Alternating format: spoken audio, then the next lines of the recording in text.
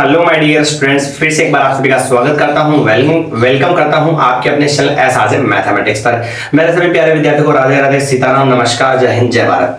चलिए बात करते हैं इस वीडियो के अंदर अपन अपना जो बीएससी का टॉपिक अपन ने चालू किया था अनंत स्पर्शों वाला, उसके पार्ट 2 की अपन चर्चा करने वाले हैं। पार्ट 2 की हम यहां पर चर्चा करने वाले हैं इस वीडियो के अंदर, तो समझिएगा। अगर प्लीज पहली बार वीडियो को देख रहे हो तो स्किप मत कीजिएगा, और वीडियो अच्छा लगे तो उसको जो है प्लीज लाइक, कमेंट और शेयर जरूर कीजिएगा, ताकि और जो बच्चे वो जुड़ सके अपने इस चैनल से। अपन बात करते हैं पार्ट 2 की। फर्स्ट वाले पार्ट के अंदर अपन ने अनंत स्पर्शों की डेफिनेशन और फिर उसके बाद में अनंत स्पर्शों के प्रकार के बारे में चर्चा करी। फिर एक्स एक्स के समांतर अनंत स्पर्शा अपन ने निकाली, और फिर वाई एक्स के समांतर भी अनंत स्पर्शा निकाली थी। फिर अपना जो अगला जो है वो है तिर्यक अनंत स्पर्शी ज्ञात करना। दो अपन ने सीखी, अब थर्ड वाला जो स्टेप है वो अपन सीख रहे हैं यहाँ पे। तिर्यक अनंत स्पर्शी कैसे ज्ञात करते हैं उसके बारे में अपन यहाँ पर चर्चा करने वाले हैं, तो थोड़ा सा समझिएगा ध्यान से। कैसे, तो उसका सबसे पहले तो मैं क्या करता हूं, आपको प्रोसेस लिखा देता हूं कि कैसे तिर्यक अनंत स्पर्शी ज्ञात करते हैं। उसके बाद में अपन वन बाय वन करके क्वेश्चंस की तरफ बढ़ेंगे। ठीक है भाई, चलिए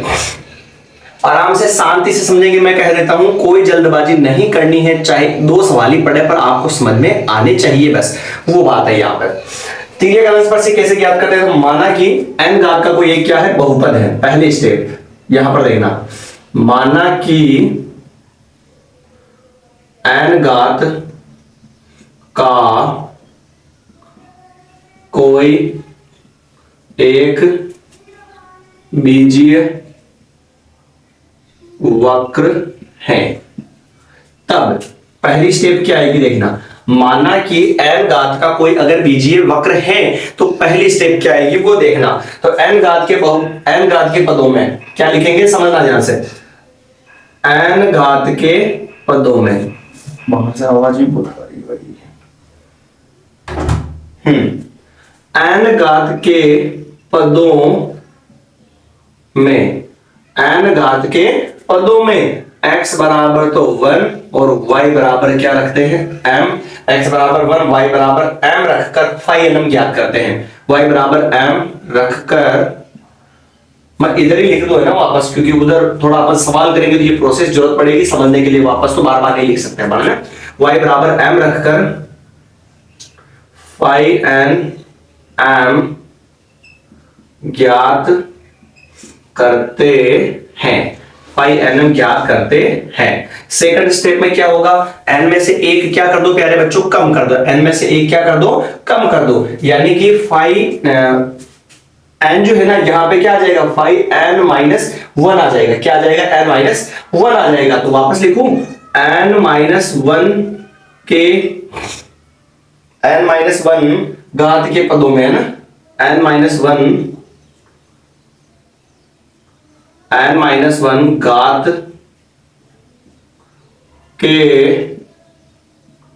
पदों में x बराबर 1, y बराबर m रखकर फाई n माइनस 1 m ज्ञात करते हैं।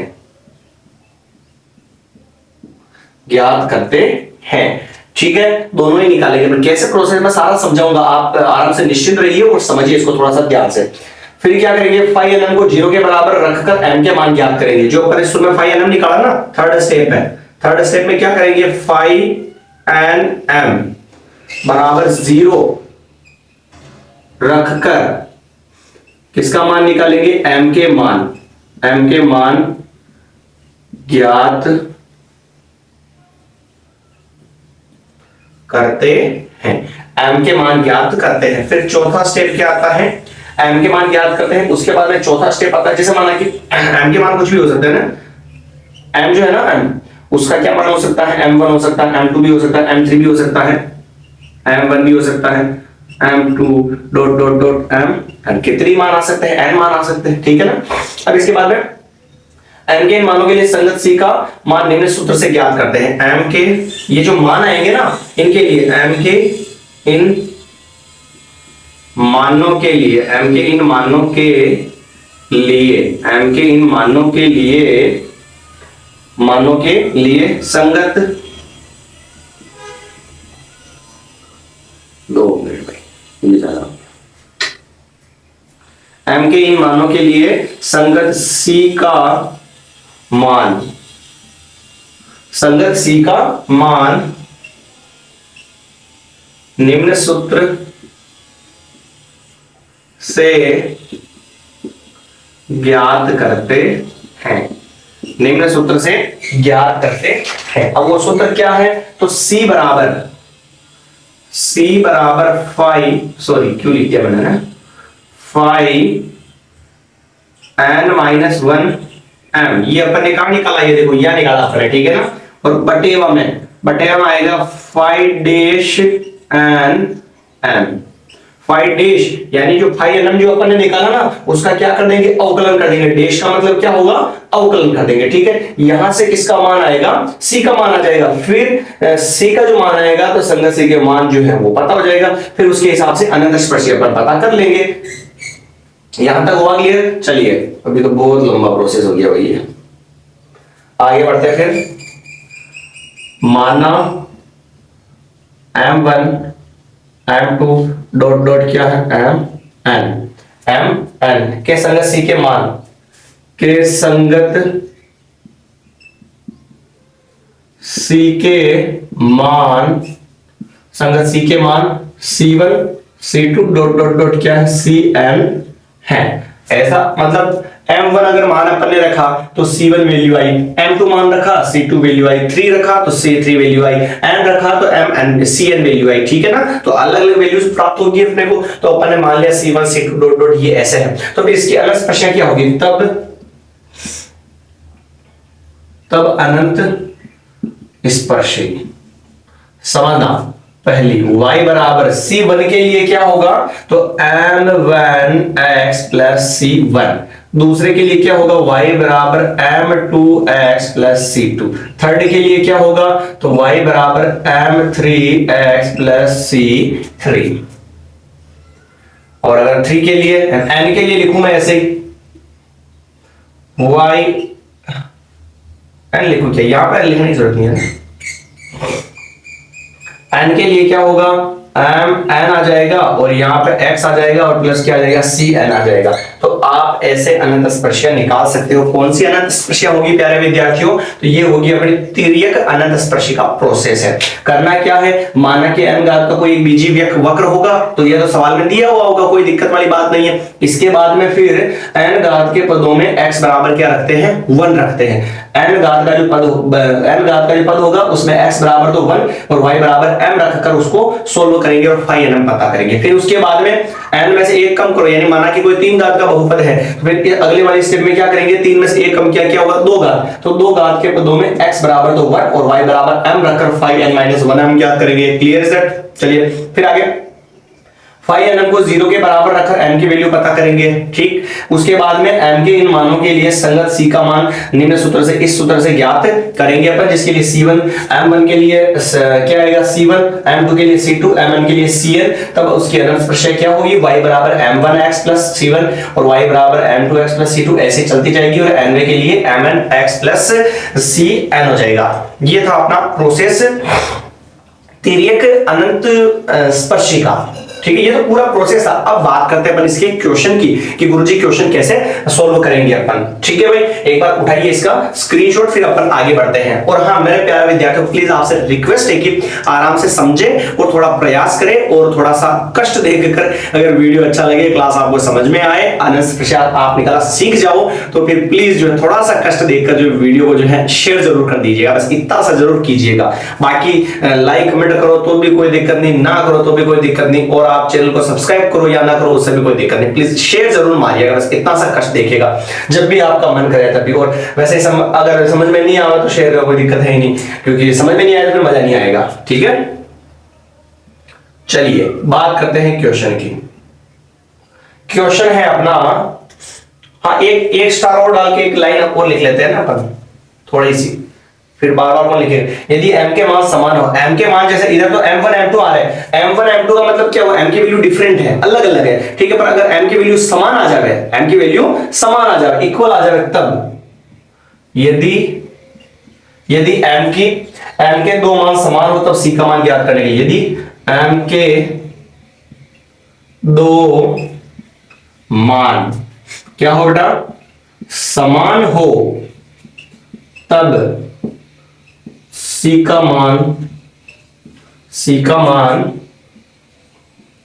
निम्न सूत्र से ज्ञात करते हैं। ये तो मैं भी नहीं याद रख पाया आज तक बीएससी में। निम्न सूत्र से ज्ञात करते हैं, वो होगा 1/2 सी का स्क्वायर 5 डबल डैश यानी 2 बार अवकलन, फिर यहां पे क्या है m, फिर plus 5 dash n minus 1 5 dash n minus 1 m और फिर plus 5n minus 2 5n minus 2 m और इक्वल में क्या आएगा बेटा 0। ये फॉर्मूला कब लगेगा, जब m के दो मान समान हो तो अनंत, तब c की वैल्यू ज्ञात करने के लिए इस सूत्र का यूज करते हैं। 5n में तो डबल डैश 5 a कम कर दिया, इधर भी a कम कर दिया, 2 कम कर दिया, इधर भी क्या क्या बिल्कुल ही दोनों डैश को क्या कर दिया मुन्नो, हटा दिया। हाँ जी मेरे प्यारे मुन्नो, यहां तक क्लियर हुआ। चलिए बात करते हैं अपन अगले प्रश्न की। इसका जो फर्स्ट क्वेश्चन है उसको देखिएगा, तो इस मेथड को आप एक बार देख लीजिए, स्क्रीनशॉट ले लीजिए, फिर इसके बाद मैं इसको रफ कर देता हूं, ठीक है ना। उठाया स्क्रीनशॉट, चलिए मैं इसको कर देता हूं रफ, क्योंकि थोड़ा सा सवाल बड़ा रहेगा तो उसके अंदर मैटर ज्यादा क्लियर रहेगा, क्योंकि पूरा पेज मिलेगा तभी, है ना। चलिए बात करते हैं अब क्वेश्चन की।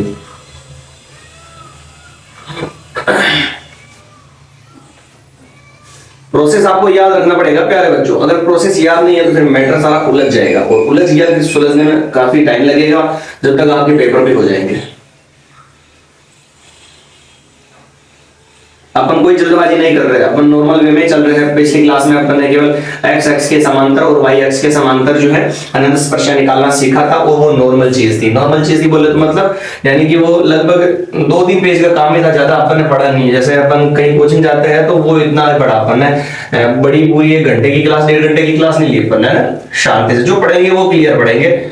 और कोई भी दिक्कत हो, कोई भी सुझाव भी लगे आपको कि गुरुजी सर ये कमी हो गई, तो आप बता दीजिए, कमेंट कीजिएगा, अगली बार उसमें और सुधार करने का प्रयास जरूर करेंगे। और आप बताओगे तभी पता चलेगा कि कोई। लो जी बात करते हैं, क्वेश्चन आपके सामने लिखा हुआ है। प्रश्न ये कहता है कि x की पावर 3 प्लस y की पावर 3 माइनस 3axy बराबर 0 की अनंत स्पर्शियां ज्ञात करनी है। इस क्वेश्चन में अनंत स्पर्शियां ज्ञात करनी है, तो पहला तो अपन अभी तो हाल फिलहाल में अपन जैसे तिर्यक अनंत स्पर्शी निकालना सीख रहे हैं, पर इसकी पहले 2 अनंत स्पर्शियां अपन निकालना सीखा ना, x के समांतर और y के समांतर, तो वो भी इस वीडियो के अंदर अपन कंप्लीट करेंगे, वापस रिपीट, फिर उसके बाद में तिर्यक अनंत स्पर्शी ज्ञात करेंगे। तो सबसे पहली बात तो अधिकतम हाईएस्ट पावर कितनी है इसकी बताओ। देखो हाईएस्ट घात है गुरुजी 3, और जिसकी जितनी घात हो सकती है उसकी उतनी ही अनंत स्पर्शियां हो सकती है, उससे कम भी होती है, 0 भी हो सकती है, पर हाईएस्ट कितनी हो सकती है उसकी घात के बराबर। तो ऐसे लिखूं मैं, जैसे सुनना, घात है इसकी कितनी 3, हाईएस्ट पावर 3 है ना इसकी, तो अधिकतम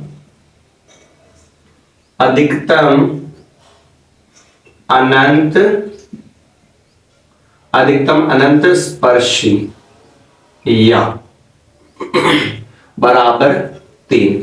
आइए समझ में यहां तक। तो अब सबसे पहले हमने सीखा x अक्ष के समांतर,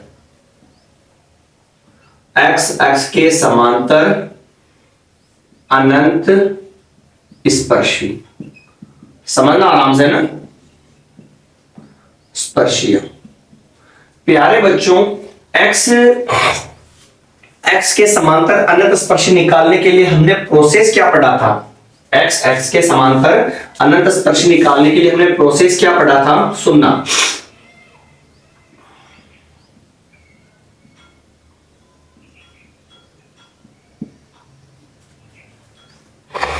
मेरे को लग रहा मेरे को जुकाम लगता है, बाकी किसी को नहीं लगता। क्या खाते हो? हाँ, x के समांतर अनंत स्पर्शियां। तो x के समांतर अनंत स्पर्शियां निकालने के लिए मेथड था कि x की उच्चतम घात के गुणांक को 0 के बराबर। तो चेक करो, x की हाईएस्ट पावर कितनी है 3, तो इसके गुणा में तो कुछ नहीं है गुरुजी, मतलब 1 है, और गुणा में तो कुछ नहीं है, तो 0 किसके बराबर रखे, तो यानी कि क्या होगा, विद्यमान नहीं। क्या होगा प्यारे बच्चों? विद्यमान नहीं। गुरुजी ऐसा क्यों? क्योंकि अरे x x के समांतर अनंत स्पर्शी ज्ञात करने के लिए मेथड क्या था कि x के उच्चतम घात के गुणांक को 0 के बराबर, तो x की उच्चतम घात के गुणांक में तो कुछ है ही नहीं ना, और कुछ है ही नहीं तो विद्यमान नहीं होगी अनंत स्पर्शी x x के समांतर। क्लियर ये? चलिए फिर बात करते हैं किसके समांतर? y x के समांतर। y x के समांतर अनंत स्पर्शी, अनंत स्पर्शी या स्पर्शीय। लो जी, y x के समांतर निकालेंगे प्यारे विद्यार्थी, तो y की घात देखेंगे हाई पावर वाली और उसके गुणांक को 0 के बराबर, तो y की उच्चतम घात है 3 और गुरुजी इसके गुणा में भी कुछ नहीं है और इसके गुणा में भी कुछ नहीं है। इसका मतलब y x के समांतर भी अनंत स्पर्शियां विद्यमान नहीं है। ठीक है सर, y x के समांतर भी अनंत स्पर्शियां विद्यमान नहीं है। अब माजरा बैठेगा, थर्ड स्टेप है और वो अपनी कौन सी है? तिर्यक अनंत स्पर्शी। आया समझ में? तो अब हम ज्ञात करेंगे इसकी तिर्यक अनंत स्पर्शी। ठीक है गुरुजी, चलिए फर्स्ट स्टेप में हमने क्या लिखा था? माना कि n कोई बीजीय n घात, माना कि n घात का कोई बीजीय वक्र है, n घात का बीजीय वक्र है और n घात कितनी इसकी? 3 है। जहां पर हम फर्स्ट स्टेप में हमने कहा था कि x बराबर तो रखेंगे 1 और y बराबर क्या रखेंगे? m। पर किसमें? जब घात उसकी क्या है? n घात। n का मतलब यहां पर घात कितनी है? 3 प्यारे बच्चों, 3, यानी 3 घात वाला जो पद होगा ना उसमें हम x की जगह रखेंगे 1 और y की जगह रखेंगे m। तो x की जगह देखो ये घात 3 है या नहीं है, तो x की जगह तो रखेंगे अपन 1 और प्लस ये प्लस और y की जगह रखेंगे m। तो ये घात 3 बड़ा है तो इसकी जगह रखा अपन ने 3 और इसको बोलेंगे अपन phi 3m। क्या बोलेंगे? phi 3m। यहां पे phi nm लिखा था ना उस पेपर में, phi n लिखा बेटा, n पर यानी कि घात कितनी है? 3, तो phi 3m का मान आया नहीं आया? आ गया गुरुजी। फिर सेकंड स्टेप में क्या करेंगे? एक घात कम करेंगे प्यारे बच्चों, एक घात कम करेंगे, एक घात कम करेंगे यानी phi 3 है तो क्या आएगा? phi 2m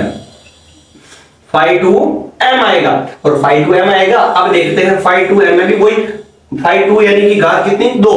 तो देखो इधर तो 3 है, इधर 3 है, इधर देखो x की घात 1 और y की घात 1। ये तो माना ही नहीं जाएगा इसमें ना, x y की बात हो रही है, x y आएगा इसमें, x x के समांतर y है तो x की घात भी 1 और y की घात भी 1, तो घातें कितनी हो गई? 2।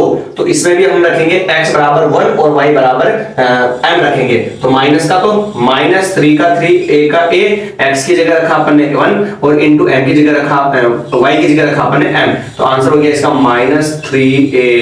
-3am। यहां तक आया क्या समझ में? फर्स्ट स्टेप थी तिर्यक अनंत स्पर्शी की कि गुरुजी हाईएस्ट पावर जो थी n वाली यानी 3 घात का, उस पद में x की जगह 1 और y की जगह m रख के इसको सोल्व करेंगे, मतलब phi 3m निकाल लेंगे। फिर इसके बाद में एक कम करेंगे तो 3 की जगह 2 लिखेंगे यानी घात 2 वाले पद में x की जगह 1 और y की जगह क्या लिखेंगे? m लिखेंगे। ये भी मैटर हो गया गुरुजी सोल्व। अब इसके बाद में जो phi 3m जो अपन ने निकाला, phi nm जो निकालते हैं थर्ड स्टेप में, उसको किसके बराबर लिखते हैं? 0 के बराबर और वहां से किसकी वैल्यू पता करते हैं? m की वैल्यू। तो यहां पे थोड़ा सा मैं एडजस्ट करके क्योंकि स्पेस कम पड़ेगा, फिर सवाल पूरा एक ही पेज पे आना चाहिए तभी अच्छा समझ में आएगा। तो थर्ड स्टेप जो थी ना उसमें देखना phi 3m को किसके बराबर लिखेंगे? 0 के बराबर प्यारे बच्चों। phi 3m क्या है? देखो 1 प्लस m की पावर 3, तो ये लिखा मैंने इसको 1 प्लस m की पावर 3 और बराबर में क्या आ गया? 0। ठीक है। अब घात 3 वाले बहुपद के गुणनखंड या फैक्टर निकालने के लिए एक तरीका आजमाना पड़ता है जो हम देखते हैं अभी, कि ऐसा मान लिखो यहाँ पे कि इसका आंसर इसको संतुष्ट करे। तो जैसे कि आप सोचो 1 प्लस m की जगह मैं क्या लिखूं? m की जगह मैं -1 लिखूं जैसे, तो -1 की पावर 3 बराबर में 0। 1 और विषम संख्या है, माइनस की घात विषम संख्या है तो माइनस को जैसे यूं सोचो बोले 3 बार गुणा करो तो क्या आएगा? -1 आएगा बराबर में 0। -1 और 1 -1 0 और 0 संतुष्ट कर रहा नहीं कर रहा? संतुष्ट कर रहा है। तो m का मान क्या हो गया? एक मान हो गया -1 हो गया। यहां पर देखो m की घात कितनी आ रही है? 3, यानी वैल्यू कितनी आनी चाहिए? लगभग 3 आनी चाहिए। अभी 1 है तो -1 को इधर ले जाओ, किसका हो जाएगा? प्लस का और बराबर में क्या हो जाएगा 0, यानी पहला आंसर क्या होगा गुणनखंड का m+1 होगा। क्या होगा प्यारे बच्चों m+1। तो अब निकालेंगे कैसे, थोड़ा शांति से समझिएगा। यहां पे लिखूंगा मैं m+1 और कोष्टक बंद। अब m की पावर टेस्ट करेंगे अपन प्यारे बच्चों। अगर m की पावर टेस्ट करेंगे या इसको डायरेक्टली लिख दूं ना यार, इतना उलझन वाली बात क्यों। कैसे गुरुजी देखना, अपने बचपन का जाने मन बचपन के दिन यारा बोल, एक फॉर्मूला होता है a की पावर 3 प्लस b की पावर 3 बराबर a प्लस बी कोष्टक बंद कोष्टक चालू a की power 2 ab minus plus minus A B plus B की पावर 2 कोष्टक बंद। ये होता फॉर्मूला। गुरुजी घात 3 का तो देखो रे भाई, a की घात 3 कर सके अपन और m की घात कितनी 3 बराबर में क्या आ गया 0 हो गया ना भाई। a की घात 3 प्लस b की घात 3, तो इसको अपन लिखेंगे 1 प्लस m a का स्क्वायर 1 माइनस ab यानी कि m और प्लस m की पावर 2 और बराबर में क्या हो गया 0। आया समझ में, आ गया गुरुजी। लो जी अब लेते हैं आगे थोड़ा सा आनंद है। एक तो इस बार इसको 0 रखेंगे अपन, अरे क्या बोलते हैं उसको, केस करना नहीं, वकीली करी नहीं करी भाई। क्या करेंगे केस फर्स्ट 1 प्लस m बराबर 0, तो m को इधर रहने दो और प्लस के 1 को उधर ले जाएंगे, किसका होगा माइनस का। तो m का मान क्या हो गया, m का मान हो गया माइनस का 1 हो गया भाई। लो जी पसीना भी आने लग गया। m बराबर -1 हो गया। अब बात करें आगे, इस फॉर्मूले को उठा लेना एक बार देख के, आप जरूरत पड़े तो। ये तो पहले केस में m का मान -1 आया, सेकंड केस की बात भी करें बहुत लफड़ा हो जाता है बीएससी वाला। तो 1 minus m plus m square और बराबर में 0। वैसे इसको भी आपको सोल्व करना आता होगा, पर अब क्या करें देखो ध्यान से। श्रीधराचार्य मेथड पढ़ा अपन ने, इसको मैं ऐसे लिख दूं, बड़े वाले घात को पहले फिर माइनस फिर 1 और फिर बराबर 0। a का मान x स्क्वायर या m स्क्वायर के गुणा में जो है वो a और m के गुणा में होगा वो क्या होगा b, कुछ नहीं है तो क्या मानेंगे 1 और माइनस का और c h संख्या क्या हो जाएगी ये 1 हो जाएगी। ठीक है, a b c सभी 1 1 ही आ रहा है। अस्तित्व पता करने के लिए b स्क्वायर माइनस 4ac का मान निकालते हैं। b का मान क्या है -1 की पावर 2 फिर -4 इंटू a का मान 1 इंटू c का मान 1 -1 की पावर 2 1 -4 1 4 4 1 4, तो आंसर आया -3 जो कि 0 से क्या है छोटा। और कभी भी प्यारे बच्चों द्विघात समीकरण के अंदर अगर b स्क्वायर -4ac का मान 0 से छोटा यानी माइनस में आ जाता है तो हम लिख सकते हैं अस्तित्व नहीं है, अस्तित्व नहीं है। अतः क्या होंगे, अतः काल्पनिक, अतः क्या होगा काल्पनिक। और जो काल्पनिक है उसको सोल्व करने की जरूरत है क्या प्यारे बच्चों, नहीं है। तो इसका मैटर तो हो गया खत्म, केवल m बराबर क्या लिया जाएगा -1 लिया जाएगा। फिर अपन ने अगली स्टेप पढ़ी थी, अगली स्टेप क्या थी, ये थर्ड स्टेप चल रही थी शायद है ना। फोर्थ स्टेप थी अपनी कि हम क्या करेंगे m1 के लिए किसका मान निकालेंगे बाप रे भाई हिल नहीं गया कैमरा, देख लो एक बार है ना। जो m का मान आया उसके लिए हम किसका मान निकालेंगे, c का मान निकालेंगे। तो m का एक मान ही आएगा, इसके लिए c का एक मान ही आएगा। ठीक है, तो कैसे देखना, c का फॉर्मूला क्या था, c बराबर 5n-1 था ना, हाँ 5n-1 और m और इधर क्या था डैश डैश डैश, नीचे इधर माइनस भी था क्या, अपने लिखा क्या, हाँ माइनस नहीं लिखा हो तो भाई एक बार देख लेना आप है ना उसमें, क्योंकि अब मुझे पता नहीं है।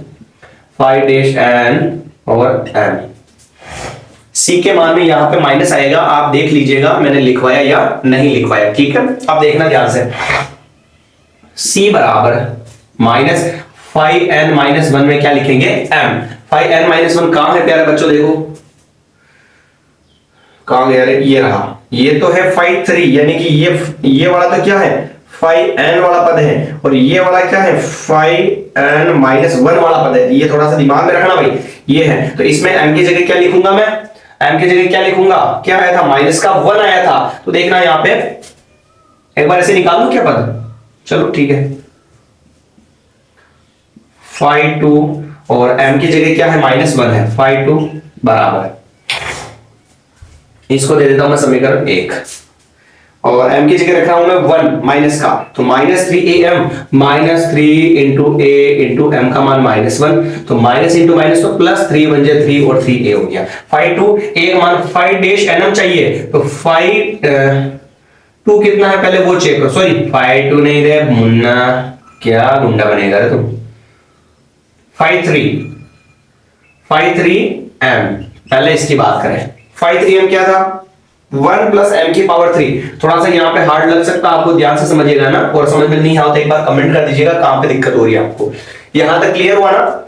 φ2 जो था ना उसमें अपन ने m का मान क्या लग दिया -1 और φ2 का मान निकाल लिया, ये वो वाला है ये तो φn यानी φ3 हाईएस्ट पावर 3 है, और ये φ3 में से एक कम करो यानी φ2 डैश करना ही है, तो φ2 का मान तो आ गया। अब किसका मान निकालना है, φn की जगह 3 लिख रहे हैं, मतलब φ3 डैश का मान, तो पहले तो φ3 का डैश निकालो बेटा। लो जी गुरुजी, 1 का तो क्या हो जाएगा 0 अवकलन, और m की पावर 3 का क्या होगा 3m², क्या आएगा प्यारे बच्चों 3m²। अब देखिएगा एक बार इसको थोड़ा सा मैं यहां से रफ कर दूं ना, ज्यादा प्रोसेस लंबा नहीं है। अब तो अगर आपको समझ में आ गया तो आप खुद ऐसे ही कर लोगे, ज्यादा लोड लेने वाली बात भी इसमें नहीं है। लो भाई 5 आया, 5-3m अपने आया 3m²। अब जो m आया था उसकी जगह मान लिखेंगे, m का मान कितना है देखो -1, 5-3 -1 बराबर 3 इंटू -1 की पावर 2, -1 की पावर 2 मतलब 1 को 3 से गुणा करें क्या आया 3 आया। कोई दिक्कत है क्या, ना सर जी। एक बार उठाओ रे स्क्रीनशॉट इसका, कुछ ज्यादा परेशान कर दिया इन्हें, उठाओ स्क्रीनशॉट एक बार, फिर आगे यहां से मैं रफ करो थोड़ा, हो गया क्लियर। चलिए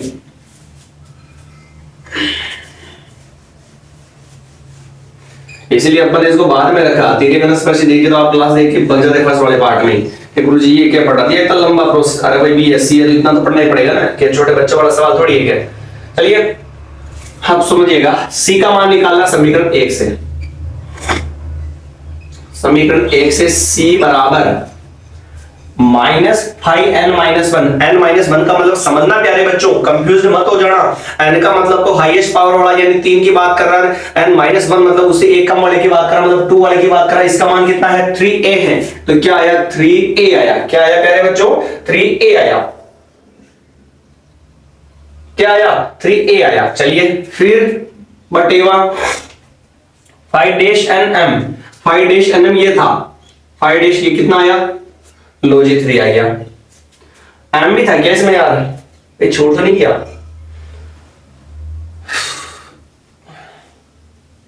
हाँ सही है सही है सही है सही है, और ये माइनस चल ही रहा था, कोई दिक्कत है क्या। c बराबर माइनस, तो वो लिखा मैंने -5n-1 यानी एक कम घात वाला, तो एक कम घात वाला हाईएस्ट 3 था, तो एक कम घात वाला वैल्यू ये रहा 3a, तो मैंने ऊपर क्या लिखा 3a, फिर नीचे क्या है 5n-, तो 5n यानी हाईएस्ट पावर वाला ये था, इसका डैश निकाला ये आया, और वैल्यू कितनी आई m पे वैल्यू आई 3, तो नीचे कितना लिखा 3, गुरुजी 3 से 3 काट दिया, तो c बराबर क्या हो गया माइनस का a।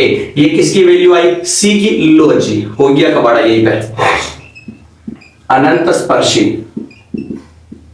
अनंत स्पर्शी क्या था फॉर्मूला, y बराबर m1x, सॉरी भाई एक और हो गया, सॉरी वापस ले तुम, C1 ये है फॉर्मूला, कुछ ज्यादा ही गर्मी हो रही है। y बराबर m1x प्लस C1, तो y बराबर m1 का मान कितना है प्यारे बच्चों, m1 यानी फर्स्ट वाली वैल्यू -1 इंटू x का x प्लस C1 का मान क्या है -a, तो ये लिखा मैंने -a, तो क्या हुआ देखो y बराबर गुणा करवाएंगे तो -x आएगा और ये माइनस का a आएगा, ये इसकी क्या हो गई अनंत स्पर्शी। इसको बोले इधर भेज दो, या फिर क्या करो इधर भेज दो तो x प्लस वाई प्लस ए इन बराबर में 0। Matter solve. और ये हो गई इसकी तिर्यक अनंत स्पर्शी। तो कोई दिक्कत नहीं होनी चाहिए। मैंने पूरा प्रयास किया आपको समझाने का। और मिलेंगे अपन नए वीडियो के अंदर। आज के लिए इतना काफी है। तो आज की वीडियो में अपन ने तिर्यक अनंत स्पर्शी निकालना सीखा। इसके आगे के सॉल्यूशंस होंगे उनको भी हम समझने का प्रयास करेंगे। मिलेंगे नई वीडियो के अंदर। और वीडियो अच्छा लगा हो तो प्लीज वीडियो को लाइक कमेंट और शेयर कीजिएगा। जय हिंद जय भारत। सभी मेरे प्यारे विद्यार्थियों मेरे साथियों को सीताराम और राधे राधे।